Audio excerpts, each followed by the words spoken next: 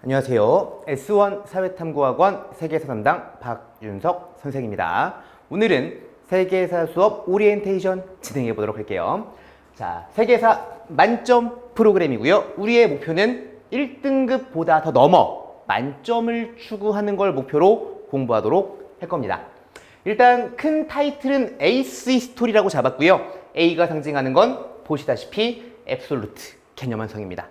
오류가 하나도 없는 완벽한 개념을 통해 우리는 수능 만점을 달려가는 게 목표입니다. 자, 먼저 이제 앱솔루트 개념 완성의 특징 말씀드리도록 하겠습니다. 일단 처음 말씀드렸다시피 오류는 하나도 없다고 보시면 돼요. 요즘 광고 중에 이런 광고가 있어요. 0도 없다. 네, 오류라는 건 0도 없이 완벽하게 개념을 마스터해 보도록 할 거고요.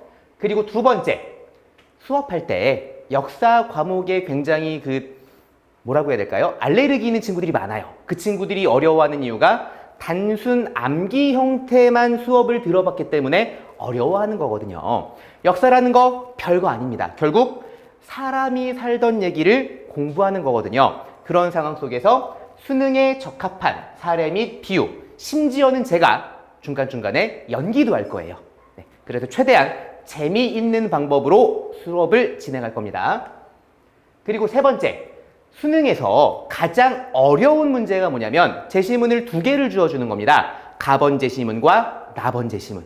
그런 다음에 사이 시기에 들어갈 수 있는 일로 옳은 거 이렇게 나온다든지, 아니면 이게 조금 더 변형이 된다면 보기에 가나다라마 연표를 만들어주는 거거든요.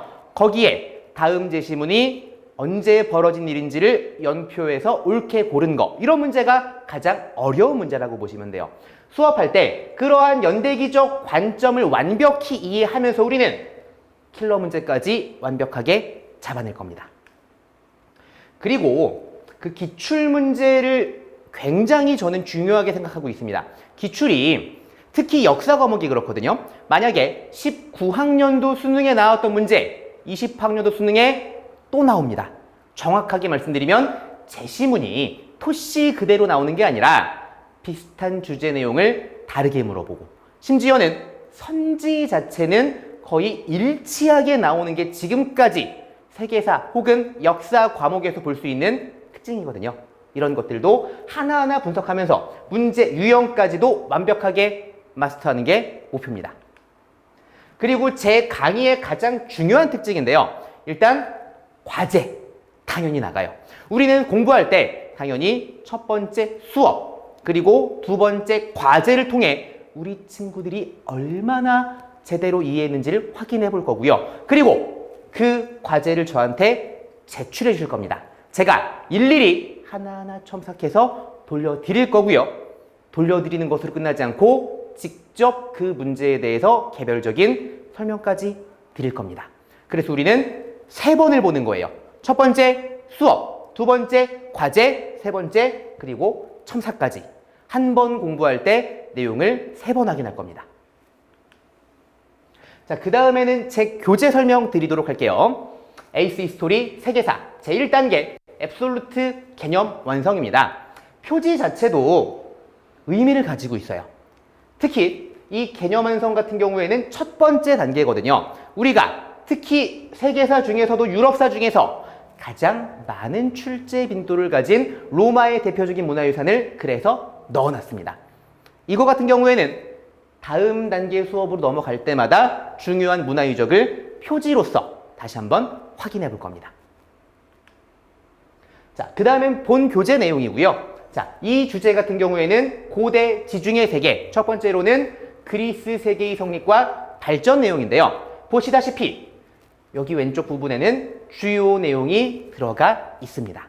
수업할 때 이 중요 내용을 일단 가장 먼저 일일이 그리고 꼼꼼하게 확인하는 게 가장 중요하고요. 그 다음에는 혹시라도 어려운 개념 내용들에 대해서 보충 설명을 달아놨고요. 그리고 주요한 개념들에 대한 그림, 특히 세계사 문제 자체가 그림으로 나오는 문제도 굉장히 많이 출제되고 있거든요. 그래서 이 그림을 보고 다음 문화유산이 건축된 시기에 대한 설명으로 옳은 것, 이런 문제까지도 모두 잡아볼 거고요. 그 다음에선 이제 세부적인 자료 분석까지 해볼 겁니다. 수능이라는 건 내신과 다르게 자료 분석이 밑바탕 되지 않으면 절대로 문제를 맞출 수가 없습니다. 자료 분석까지 본 교재에서 확실하게 마무리해 볼 거고요. 그리고 왼쪽엔 알렉산드로스 제국인데 특이하게 한 페이지 전체를 메모라고 실어놨어요. 이거 같은 경우에는 크기가 이 주제 같은 경우에는 한 페이지로 넣어놓긴 했지만 다른 주제 같은 경우에는 이게 반 페이지가 될 수도 있습니다. 이걸 굳이 넣어놓은 이유는 단거나 우리는 수능장에 여러 책들, 다양한 책들을 모두 들고 갈 수가 없어요. 우리는 이 단거나 내용을 통해서 필기 내용까지 한 교재로 완벽하게 마무리할 겁니다. 이 부분 내용은 우리 친구들에게 드리게 될 과제 내용입니다. 보시다시피 2014학년도 6월 평가원부터 오늘 기준으로 2019학년도 6월 평가원까지 문제를 실어놨습니다. 최근 5개년간에 나와 있는 모든 평가원 혹은 수능 문제를 모두 다 우리 친구들이 풀어보시게 되실 겁니다. 그래서 이 과제물을 제가 매주 우리 친구들에게 내드릴 거고요. 우리 친구들은 그 다음 주에 이 과제를 저에게 제출해 주시면 됩니다.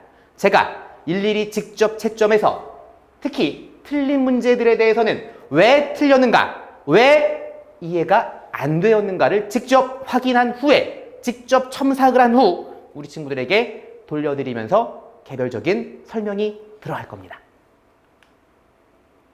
자, 이제 연간 커리큘럼 말씀드릴 거고요. 가장 중요한 단계, 수능은 특히 사회탐구 과목 같은 경우에는 이 겨울방학이 가장 중요해요.